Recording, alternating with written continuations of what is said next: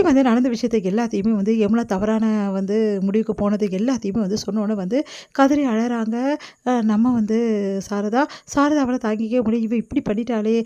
இவலாம் ஒரு பொண்ணா? யாரும் வேணான்னு முடிவு எடுத்துட்டாளே! அப்படியே போயிரு. இவன் தான் வேணும்னு முடிவு பண்ணல. இதோட போயிடு. இதுக்கப்புறம் உனக்கும் எங்களுக்கும் எந்த சம்மந்தமும் இல்லன்னு சொல்லிட்டு போயிடுறாங்க. அதனால என்ன பண்ண தெரியாம எல்லாரும் தவிக்கிறாங்க. அதேமாரி கங்காவும் திட்டிட்டு போறாங்க. இதெல்லாம் பார்க்கும்போது கதறி கதறி அழறாங்க யமுனா. அடுத்து வந்து அவங்கள சமாதானப்படுத்துறாங்க. நம்ம வந்து காவேரி. அடுத்து காவேரி, விஜய் வந்து அவங்க வீட்டுக்கு வந்து கூப்பிடுறாங்க. நிவின் வர மறுக்கிறாரு. அதுக்கப்புறம் நிவின் வீட்டுக்கு எடுத்துட்டு போய் விட்டுறாங்க. அடுத்து நிவின் சொல்றாரு, இதுக்கப்புறம் வந்து உங்களுக்கு வந்து கெட்ட நேரம் ஆரம்பிக்குது. இதுக்கப்புறம் உங்களுக்கு இருக்கு எல்லாமே. இதுக்கப்புறம் இந்த நிவின் யாருன்னு நீங்க தெரிஞ்சுப்பீங்க. என் வாழ்க்கையில இந்த மாரி பண்ணிட்டீங்களா, உங்கள நான் சும்மாவே விட மாட்டேன்னு சொல்லிட்டு நிவின் வந்து சொல்றாரு. அத கேட்டு விஜயும் காவேரி அதிர்ச்சி அடைகிறாங்க. யமுனாவ எதுவும் பண்ணாதீங்கன்னோனே, யமுனாவா? யமுனா தானே என் வாழ்க்கைய கெடுத்தா, அவளுக்கு இருக்கு அப்படி சொல்றாங்க. இதுக்கப்புறம் யமுனாவ நீங்க பார்க்க வரக்கூடாதுன்னு சொல்லிடுறாரு. அத கேட்டு என்ன பண்ணுன்னு தெரியாம 2 பேரும் தவிக்கிறாங்க. போக போக எல்லாம் சரியாயிடும். கண்டிப்பா நிவின் வந்து மனசு மாறுவாருன்னு சொல்லிட்டு விஜய் வந்து காவேரியை சமாதானப்படுத்தி கூட்டிட்டு வராரு.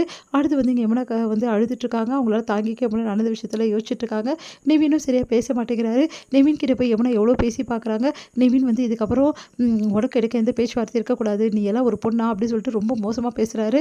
அதே மாதிரி வந்து நீ எல்லாம் வந்து என் பொண்டாட்டி கிடையாது. உன்னை ஏற்றுக்கவும் முடியாது. இதுக்கப்புறம் உனக்கு எடுக்க எந்த சம்மந்தமும் இல்லை. ஏதோ இங்கே இருக்க பொருள் மாதிரி தான் நீயும் எனக்கு புரியுதா? உன் பொண்டாட்டி ஏற்றுப்பேன். உன் கூட சேர்ந்து வாழும். கனவுல கூட நினைக்காத. அது நடக்கவே நடக்காதுன்னு சொல்லிட்டு சொல்லிடுறாரு. அதனால யமுனா அழுதுட்டுருக்காங்க. அடுத்து வந்து இங்கே குமரன் வந்து என்ன பண்ணுறாரு, பார்க்க வராரு. நிவினையும் யமுனாவையும். அப்போ ட்ரெஸ் எல்லாம் எடுத்துகிட்டு வந்து கொடுக்குறாரு. காவேரி கொடுத்தான்னு சொல்லிட்டு, ஏன் நிவின் என்கிட்ட சரியாக பேச மாட்டேங்கிற அப்படின்னு சொல்லிட்டு கேட்குறாரு. உங்ககிட்ட பேசுறதுக்கு ஒன்றும் கிடையாது. இந்த மாதிரி நடந்ததுக்கு நீங்களும் ஒரு காரணம் அப்படின்றாரு. அது கேட்டு அதிர்ச்சி அடைகிறாரு குமரன். நீ என்ன சொல்கிற நிவின் அப்படின்னோடனே, ஆமாம், நீங்கள் அந்த படத்தை வந்து தொலைக்காமல் இருந்திருந்தா இவ்வளோ பிரச்சனை வந்திருக்காது. நீங்கள் தான் படத்தை தொலைச்சிங்க. நான் வேணும்னா தொலைச்சேன். இந்த மாதிரி நடந்துச்சு அப்படின்னோடனே, அதுக்கு நான் ஒன்றும் பண்ண முடியாது. ஆனால் இப்போ வரைக்கும் உங்களுக்கு ஒன்றுமே தெரிய மாட்டேங்குது அப்படின்னு சொல்லிட்டு டென்ஷன் ஆகிறாரு. ஏன் நிவின் இப்படிலாம் பேசுகிற? நீ இப்படிலாம் பேச மாட்டியே. நீ நல்லவனாச்சே. நான் நல்லவனாக தான் இந்த ஒரு காலத்தில். ஆனால் எல்லாரும் இங்கே நல்லவனாக இருக்க விடுறீங்க. நீங்கள் தான் எல்லாரும் என்னை மாற்றிடுறீங்களே. இதுக்கப்புறம் இந்த நிவின் வந்து பழையபடி இருப்பான்னு கனவுல கூட நினச்சி பார்க்காதீங்க. யாரையும் நான் நம்ப மாட்டேன்னு சொல்லிட்டு நிவின் சொல்லிடுறாரு. அதனால் மனசு கஷ்டப்பட்டு அங்கேருந்து வந்து என்ன பண்ணுன்னு திரும்ப தவிச்சு கிளம்புறாரு நம்ம குமரன். குமரன் வந்து இந்த மாதிரி ரொம்ப சோகமாக இருக்கிறத பார்த்து கங்கா கேட்குறாங்க, என்னங்க என்ன ஆச்சு அப்படின்னு. இல்லை, நான் யமுனாவை பார்க்க போனேன். நீங்கள் எதுக்கு அங்கே போனீங்க? அது எப்படி அப்படியே விட முடியும் சொல்லு. பாவம் யமுனா, சின்ன குழந்தையிலேருந்து அவளை நான் பார்க்குறேன். அவள் மாமா மாமான்னு சுற்றி வருவா. அவளை நான் இப்படி விட முடியுமா? நீயே சொல்லு. அதுதான் நான் போய் பார்த்துட்டு வந்தேன். ஆனால் நிவின் வந்து பழைய மாதிரியே இல்லை.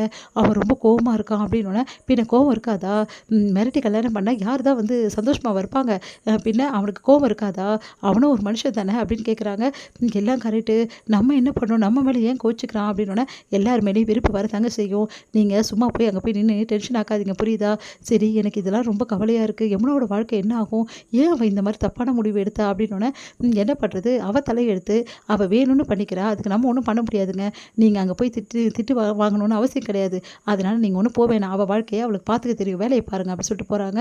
இங்கே வந்து யோசனை பண்ணிகிட்டே இருக்காரு நம்ம குமரன். அடுத்து வந்து இங்கே வந்து அழுதுகிட்டே இருக்காங்க சாரதா.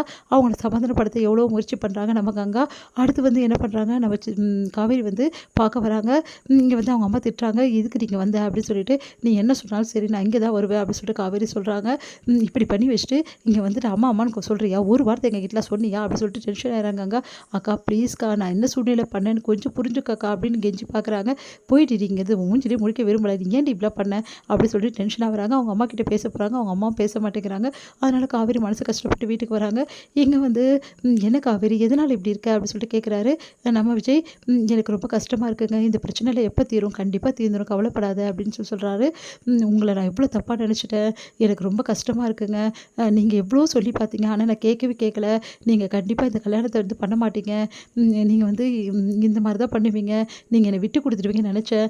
ஆனால் நீங்கள் என்னை விட்டே தரலங்க. இந்த கல்யாணத்தை நீங்கள் பண்ணி காட்டிட்டீங்க. எனக்கு நான் கொடுத்த வாக்கு நீங்கள் நிறைவேற்றிட்டீங்க. எனக்கு இது போதுங்க அப்படின்னு சொல்லிட்டு அப்படியே கட்டி பிடிச்சிட்டாங்க. சாரிங்க, என்னை மன்னிச்சிடுங்கன்னு சொல்லிட்டு கட்டி பிடிச்சிக்கிறாங்க. ஒன்று சந்தோஷம் விஜய்க்கு தாங்கவே முடியல. உடனே அப்படியே வந்து அவரும் வந்து ஹக் பண்ணிக்கிறாரு. உடனே வந்து அப்படியே சந்தோஷப்படுறாரு. இப்படி பேசி எவ்வளோ நாளாச்சு காவேரி, நான் எவ்வளோ ஏங்கினேன் தெரியுமா அப்படின்னு சொல்லிட்டு உடனே காவேரியை பார்த்துட்டு சந்தோஷப்படுறாரு விஜய். இதோட முடியுது.